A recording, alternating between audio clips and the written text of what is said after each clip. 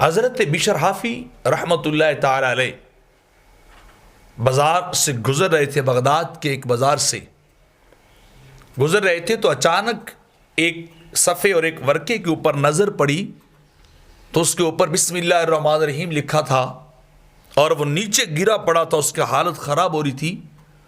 تو بشر حافی جو بہت بڑے گناہگار اور شرابی تھے، انہوں نے اس صفحے کو اٹھایا اور چوما اور گھر لے گئے، اسے دھویا، صاف کیا اور اسے خوشبو لگائی اور خوشبو لگا کے اس کے اونچے مقام پہ رکھ کر کہنے لگے تیرا مقام وہ نہیں تھا، تیرا مقام یہ ہے کہ تو خدا کا نام، اللہ کا اسم ہے اور تو گلیوں کے اندر رلتا پھرے، یہ مجھ سے گوارا نہیں ہے۔ وہ رکھا اور رکھ کے پھر شراب خانے کو چلے گئے اور شراب خانے میں جا کے شراب پی اور وہیں دھت ہو کے گر پڑے رہے۔ تو ایک آدمی باہر سے آیا اور اس نے پوچھا کہ یہاں بشر ہیں؟ تو انہوں نے کہا جی وہ تو نشے میں دھت پڑے ہیں، بے ہوش پڑے ہیں۔ اس نے کہا انہیں جگاؤ اور جگا کر کہو کہ انہیں ان کا خدا بلاتا ہے۔ وہ شخص جو نگہبان تھا، دروازے بیٹھا تھا، وہ اندر گیا، اس نے جیسے تیسے کر کے بشر کو جگایا اور جگا کے کہا کہ تجھے تیرا خدا بلاتا ہے۔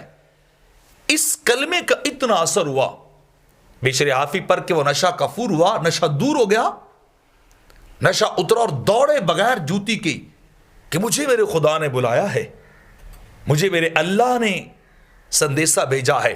تو بڑی تیزی سے دوڑے اور جوتے بھی نہ پہنے، اسی طرح ہی سر پٹ دوڑتے ہوئے نکل گئے۔ جب نکلے تو عمر بھر پھر جوتا نہیں پہنا، حافی کا لقب مل گیا، ننگے قدم۔ تو جب بغداد کی گلیوں سے گزرتے تھے تو جانور بھی پیشاب نہیں کرتے تھے کہ یہاں سے بشر نے گزرنا ہے اور مسجد میں جانا ہے۔